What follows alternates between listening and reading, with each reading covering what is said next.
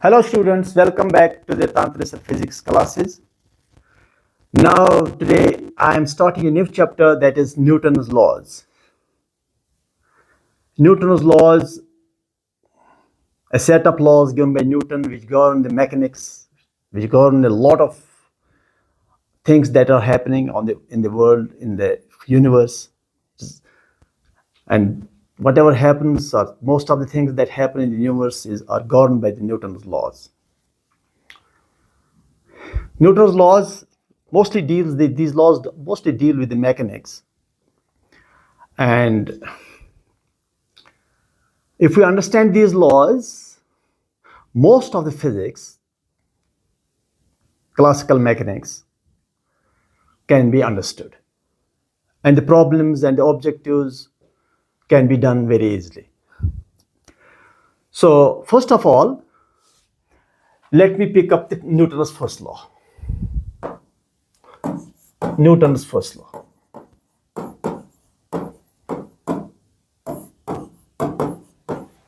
First law. Newton's first law mostly deals with the objects. Newton's first law statement आपने किताब में पढ़ा भी होगा, देखा भी होगा.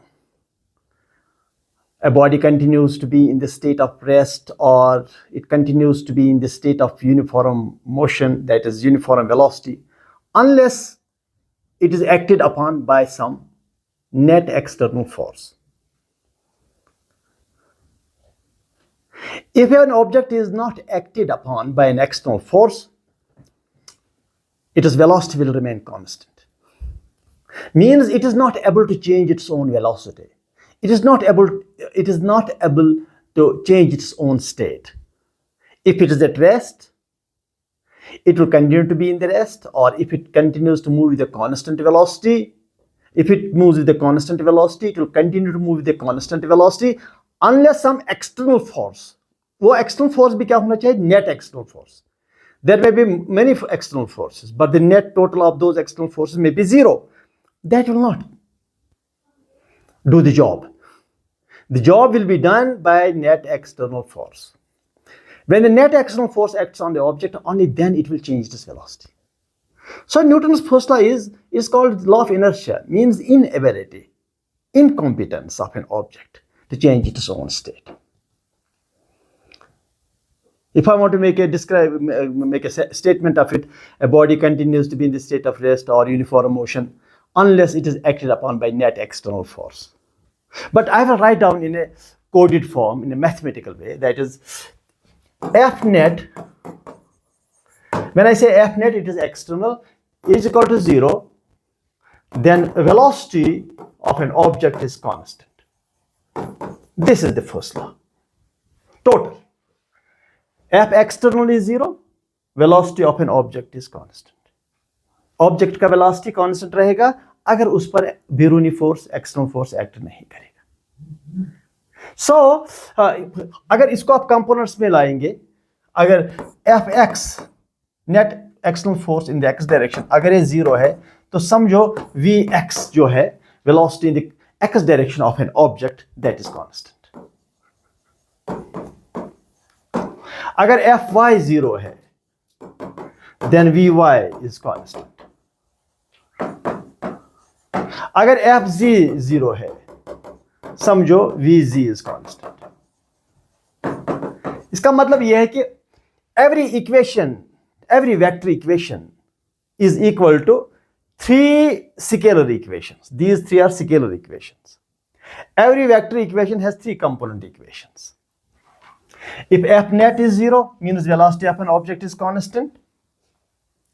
If net force in the x direction is 0, that means velocity of an object in the x direction is constant. If force in the y direction is 0, that means velocity of the object in the y direction is constant.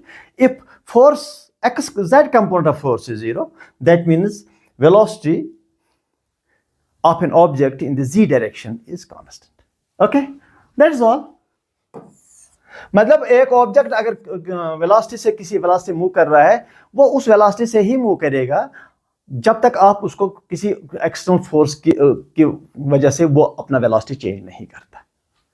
यानी कि एक object है, वो अपना velocity जो है कभी अगर उसका वेलोसिटी जीरो है तो जीरो ही रहेगा, it will continue to be in the state of rest. अगर कुछ वेलोसिटी है whatever 10 meters per second in a particular direction, it will continue to have that 10 meters per second velocity in that very direction unless you try to change its velocity, unless somebody else tries to change its velocity.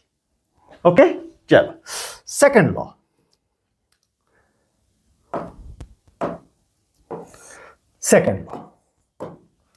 अब देखो, अगर एक body है, अगर एक system है, and इसका velocity जो है, that velocity, it has some velocity, an object, a system, a rocket, a truck, a small object, a big object, an object having a mass, constant mass, even an object having a variable mass. There's a truck moving with some velocity. It can carries water, but water leaks down. Water flows out. It has a hole. The tank has a hole, and the water flows out. ये मतलब वो system हुआ जिसका mass change हो रहा है। तो एक सिस्टम की बात मैं कर रहा हूं, एक ऑब्जेक्ट की बात कर रहा हूं। सिस्टम हो, ऑब्जेक्ट हो, पार्टिकल, ग्रुप ऑफ पार्टिकल्स हो।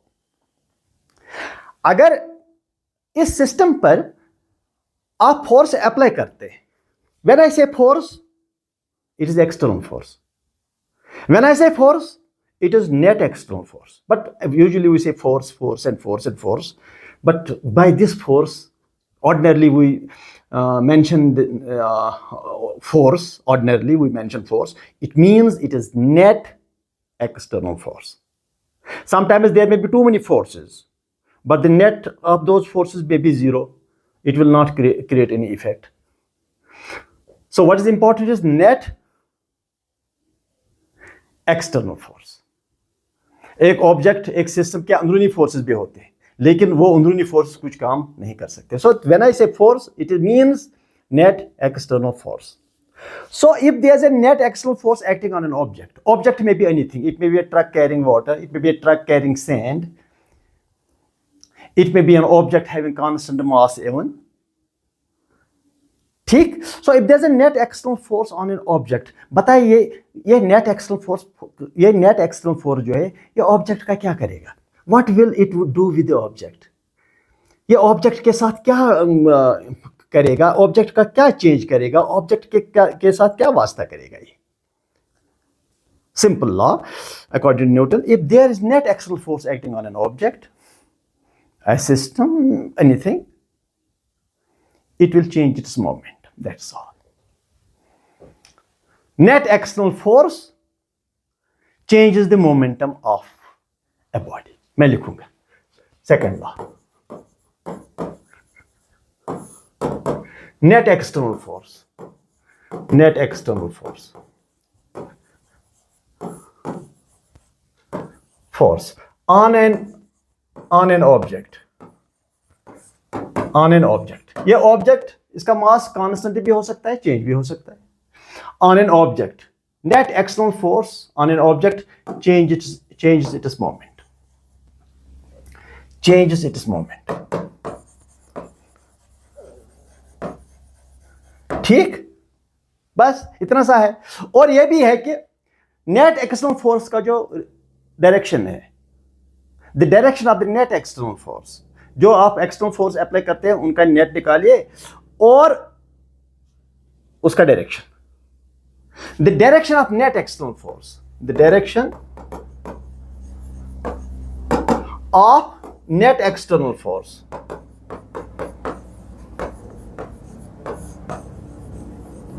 the direction of net external force is the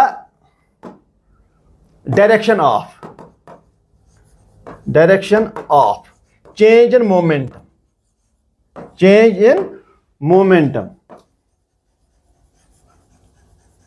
of the body.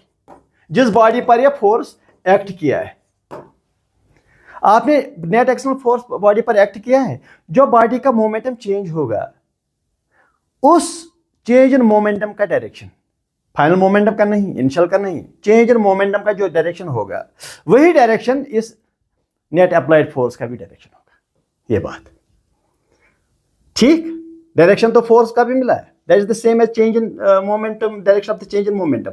लेकिन फोर्स का मैग्नीट्यूड कितना है जो आप फोर्स अप्लाई करते हैं।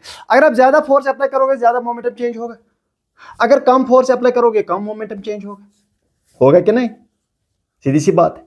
इसलिए there is a relationship between applied force and change in momentum ना, rate of change of momentum. तो दूसरा चीज ये है सेकंड थिंग जो है वो ये है कि जो ये नेट एक्सटर्नल फोर्स है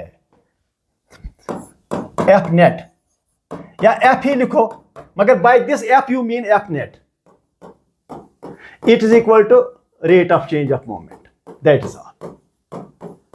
इक्वेशन नंबर फर्स्ट। इसका मतलब जो आपने फोर्स अप्लाई किया है उसने मोमेंटम चेंज किया है बॉडी का, 1 सेकंड में उसका मोमेंटम कितना चेंज हुआ, 1 सेकंड में, 10 सेकंड में कितना हुआ होगा तो वो अलग बात है। 1 सेकंड में एक सिस्टम का, एक बॉडी का, किसी चीज का भी कितना मोमेंटम 1 सेकंड में चेंज हुआ, that is the applied force. मतलब अगर एक बॉडी है इसका मोमेंटम कुछ है मतलब 10 and this momentum change from 10 to 12 in 2 seconds, so change in momentum is 2, but change in momentum in 1 second is 2 by 2, that is 1 Newton is the force that is applied। 1 second में एक body का momentum कितना change हुआ, that is the applied force, क्योंकि इस applied force से momentum change होता है। अब जरा देखो, यहां से मैं आपको कुछ चीजें मैं सिखाना चाहता हूं, हैव अ लुक।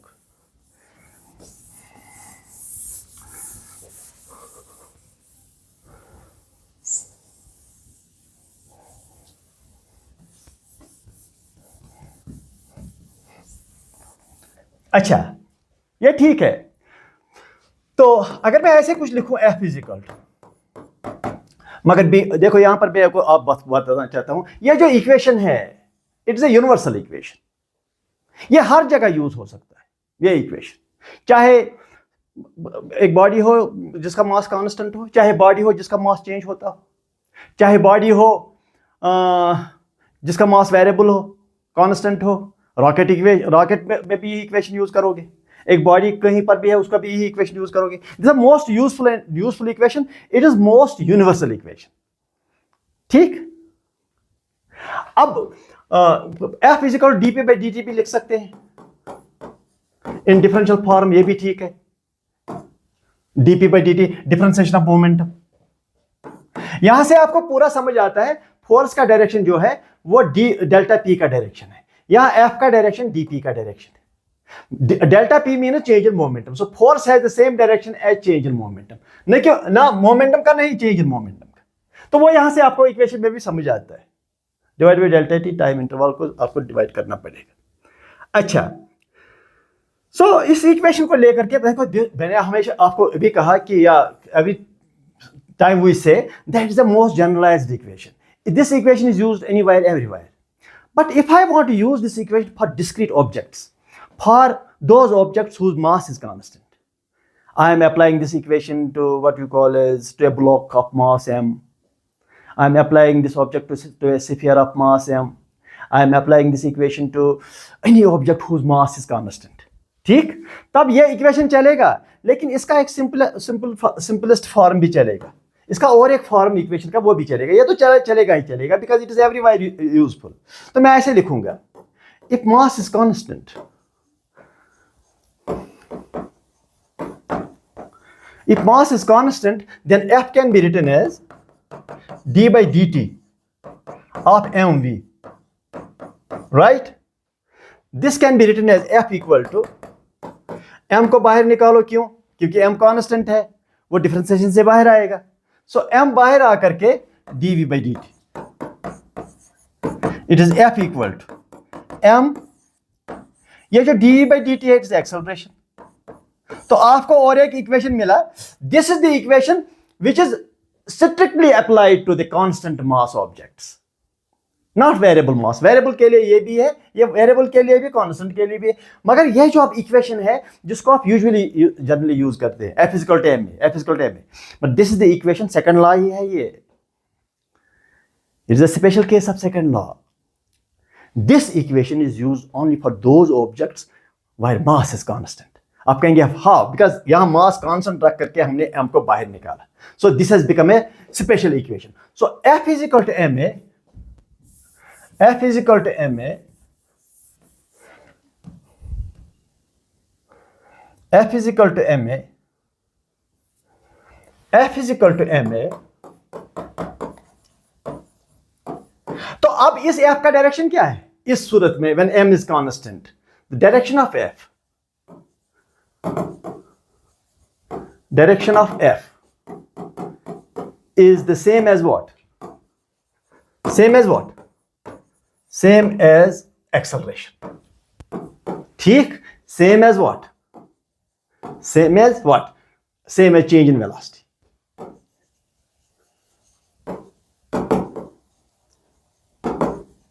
तो यहां पर इस सूरत में फोर्स का डायरेक्शन वही है जो एक्सेलरेशन का है, एक्सेलरेशन का डायरेक्शन वही होता है जो वेलोसिटी चेंज होता है, because acceleration is change in velocity by time.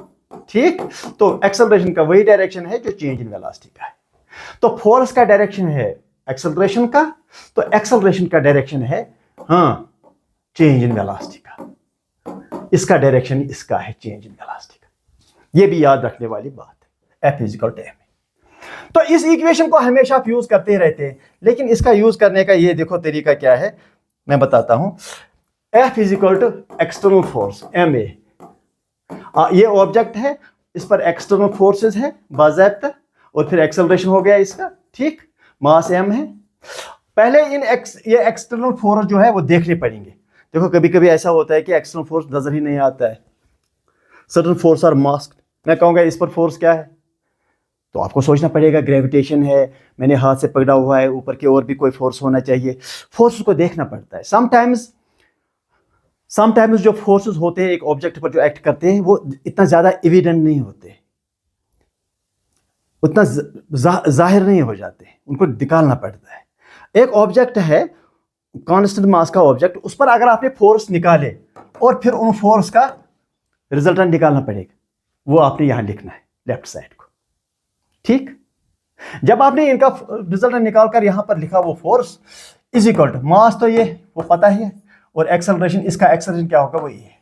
तो इन दो चीजों में सिर्फ एक चीज है, इन सारी चीजों में जो मुश्किल चीज होता है वो इस फोर्स को ढूंढना होता है, और ढूंढ करके उसका रिजल्टेंट निकालना होता है।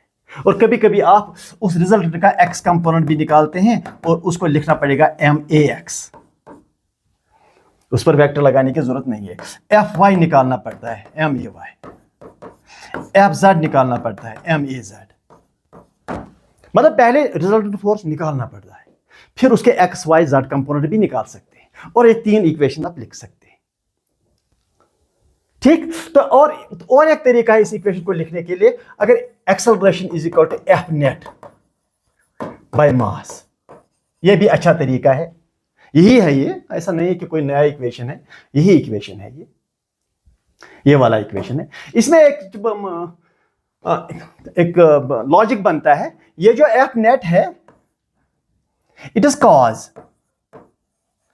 कॉज, और ये A जो है इट इज इफेक्ट। फोर्स ने क्या किया, फोर्स ने एक्सेलरेशन को प्रोड्यूस किया, फोर्स देख लिया, उनका रिजल्ट निकाला, लिखा यहां पर, नीचे उस सिस्टम का मास डिवाइड किया तो आपको उस सिस्टम का एक्सेलरेशन मिला। यह भी एक अच्छा तरीका है लिखने का, क्योंकि यहां पर आपको पता चला कि F जो है वो कॉज है और एक्सेलरेशन जो है वो इफेक्ट है, कॉज एंड इफेक्ट से हो जाता है।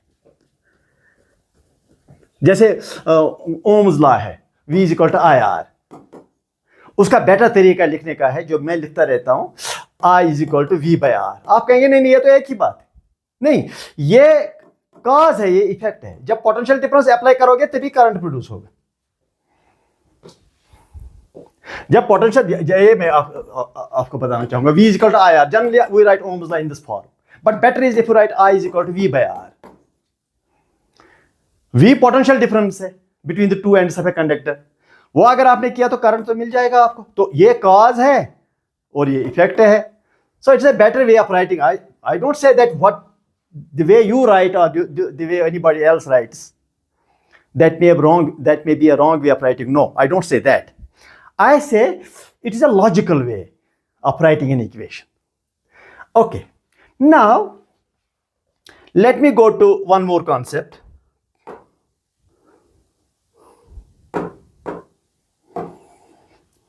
Third, Newton's third law.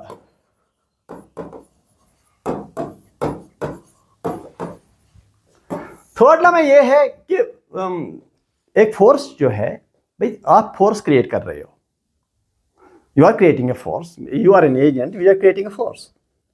लेकिन जब आप फोर्स क्रिएट करोगे, किस पर करोगे क्रिएट फोर्स? किसी और ऑब्जेक्ट पर, ठीक है ना?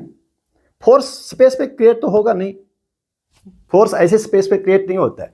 फोर्स जाकर के किसी ऑब्जेक्ट पर आप क्रिएट करोगे। इसका मतलब फोर्स क्रिएट करने के लिए दो ऑब्जेक्ट्स होने चाहिए जो आपस में हिट करेंगे, जो आपस में इंटरेक्ट करेंगे। एक चार्ज दूसरे चार्ज पे इंटरेक्ट करता है, earth acts on the sun, sun acts on the earth, object acts on some other objects, there two bodies must touch each other, they must collide each other, they must have a contact. दो bodies होनी चाहिए force को create करने के लिए। इसलिए जब दो बॉडीज इंटरेक्ट करते हैं, वो एक ही फोर्स क्रिएट नहीं करेंगे, दो फोर्स क्रिएट करेंगे। क्योंकि अगर मैं किसी बॉडी को टच करता हूं, हिट करता हूं, उसको जब मैं हिट करता हूं, उसने भी मुझे हिट किया, मैंने उस पर फोर्स क्रिएट किया, उसने मुझ पर फोर्स क्रिएट किया। So to every action there is equal and opposite reaction. To every force जिसको आप एक्शन कहते हो, there is equal and opposite force. Opposite force जिसको आप रिएक्शन कहते हो। मैंने किसी ऑब्जेक्ट, यहां देखिए जरा, ये एक बॉडी है, ये it's a person here, it hits it, और इस पर फोर्स यूं प्रोड्यूस किया एफ। लेकिन जब मैंने इसको हिट किया, मैं भी हिट हो जाऊंगा इन द बैकवर्ड डायरेक्शन।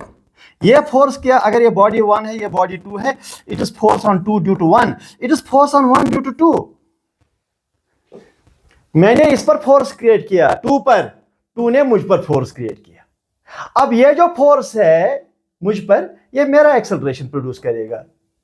इस पर जो फोर्स है वो इसका एक्सेलरेशन प्रोड्यूस करेगा। ठीक? अच्छा, यहां पर और एक चीज पता चलता है हमें, वो ये है कि एक्शन और रिएक्शन जो है, दो forces between the two bodies, ये एक्शन समझो, ये रिएक्शन समझो। एक्शन एंड रिएक्शन जो है, they don't act on the same body, they act on two different bodies. Action acts on one body, reaction acts on second body. ये भी याद रखो, अगर एक्शन और रिएक्शन एक ही बॉडी पर एक्ट होता हो तो दुनिया में कोई बॉडी एक्सेलरेट ही नहीं होगा। ये देखो, ये बॉडी है, एक्शन समझो ये, रिएक्शन समझो इसी पर ये, तो इस पर तो नेट फोर्स 0 होगा, तो इसका एक्सेलरेशन हमेशा 0 हो जाएगा क्योंकि नेट फोर्स ही नहीं है। According to this equation, a is equal to F by m, F तो 0 हो गया, m is m and a 0। मगर होता क्या है, एक्शन और रिएक्शन एक ही बॉडी पर नहीं, दो बॉडियों पर एक्ट होता है। अगर एक्शन, ये दो बॉडीज है, इसने इस पर फोर्स दिया यूं, तो ये इसको यूं फोर्स देगा, एफ, ये 2 है, ये 1 है, it's F21, it is F12, अगर ये वन बॉडी। सो ये बात अच्छी तरह से जान लो आप, action and reaction act on two different interacting bodies. Please write it down, action and reaction.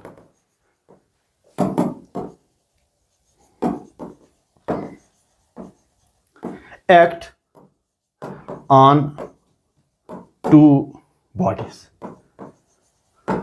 not on the same body. अगर एक्शन और रिएक्शन एक ही बॉडी पर एक्ट होता हो, तब तो दुनिया में कोई एक बॉडी भी एक्सेलरेट नहीं हो सकता है। ठीक? अच्छा, ये हो गया एक चीज, लेकिन मैं थोड़ा सा इसका एग्जांपल हम जरा देंगे। Example A, have a look. Suppose it is Earth of heavy mass, it is small mass. Earth इसको अट्रैक्ट करता है नीचे की ओर with force F. Okay, mg जो आप शायद पता होगा आपको। और अगर अर्थ इस मास को m मास को नीचे की ओर फोर्स क्रिएट करता है, ये m भी नहीं छोड़ेगा, ये इसको ऊपर की ओर यही फोर्स क्रिएट करेगा। अगर ये एक्शन है तो ये रिएक्शन फोर्स है। अब इस अर्थ का रिएक्शन एक्सेलरेशन कितना होगा? वो होगा ये F/m, ये फोर्स जो इस पर एक्ट हुआ, और इसका एक्सेलरेशन क्या होगा? F/m। क्योंकि मास बहुत ज्यादा है अर्थ का, तो इसका एक्सेलरेशन तो होगा नहीं, इसका एक्सेलरेशन बिल्कुल नहीं होगा इस मास से। और इस मास पर जो फोर्स है, मास बहुत कम है, तो एक्सेलरेशन अच्छा खासा होगा, और वही एक्सेलरेशन होता है 9.8 मीटर पर सेकंड स्क्वायर। इसका अच्छा खासा एक्सेलरेशन बन जाता है। वजह यह है कि इस पर जो एक्सेलरेशन है वो ये हैवी है, देयरफॉर अगर कुछ न्यूटन का फोर्स है तो इसका एक्सेलरेशन नहीं होगा। तो एक्सेलरेट कौन होगा फोर्स से? वो इसके मास पे डिपेंड करता है। अगर एक्शन रिएक्शन है, एक पर भी फोर्स है, दूसरे पर भी उसका उल्टा फोर्स है, लेकिन अब एक्सेलरेट कौन ज्यादा होता है, किस बॉडी का एक्सेलरेशन ज्यादा होता है, वो देखना पड़ेगा। उसका मास क्या है? उसका मास अगर कम है तो ज्यादा एक्सेलरेशन होगा, जिसका मास हैवी होगा तो उसका एक्सेलरेशन ही नहीं होगा। ठीक। अच्छा, यहां जरा देखो और एक एग्जांपल इसका भी। अगर ये बॉडी है, सरफेस है, इस पर एक बॉडी यूं, ये इसको मैंने आगे की ओर फोर्स दिया, मैंने दिया फोर्स, मैंने इसको यूं फोर्स दिया और इसने मुझ पर यूं फोर्स देगा मुझे। ठीक। अब मैं ग्राउंड पर हूं तो ग्राउंड मुझे स्टेबिलिटी देगा, क्योंकि ग्राउंड जो मुझे फ्रिक्शन फोर्स देगा वो आगे की ओर देगा। ये फोर्स और ये फोर्स कैंसिल होकर मैं अपनी जगह ही रहूंगा। मैंने इसको पुश किया आगे की ओर फोर्स F से, इसने मुझे फोर्स F के साथ पीछे हिट किया। अब आप सोचते होंगे मैं क्यों पीछे हो गया? आप तो ग्राउंड के साथ आपके फीट है, उसकी वजह से आपका फ्रिक्शन फोर्स ग्राउंड के साथ आगे हो गया।